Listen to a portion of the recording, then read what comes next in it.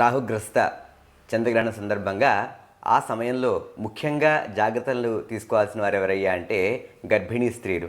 గర్భిణీ స్త్రీలు ఎవరైతే ఉన్నారో వారు సాధ్యమైనంత వరకు గ్రహణ సమయంలో బయటికి రావడం కానీ లేదా ఆ యొక్క గ్రహణాన్ని చూడడానికి ప్రయత్నం కూడా ఖచ్చితంగా చేయకూడదు. ఎందుకయ్యా అంటే గ్రహణ సమయంలో ఎప్పుడైతే ఆ గ్రహణాన్ని వీక్షిస్తారో వారికి తెలియకుండా కొన్ని సమస్యలు వచ్చే సూచనలు కనిపిస్తూ ఉంటాయి. అంటే గ్రహణ ముర్రి, అంటే పెదవుల దగ్గర వచ్చే సమస్యలు కానీ, లేదా చేతులు ముడుచుకుని పుట్టడం కానీ, లేదా చెవులకు దిగిన వచ్చే సమస్యలు కూడా కనిపిస్తూ ఉన్నాయి. అలాగే ఎవరైతే గర్భిణీ స్త్రీలు ఎవరైతే ఉన్నారో 5 నెలల లోపు స్త్రీలు ఖచ్చితంగా ఈ యొక్క జాగ్రత్తలు పాటించాలి. అంటే 6వ నెల వాళ్ళు 7వ నెల వాళ్ళు కూడా ఖచ్చితంగా పాటించాల్సిందే.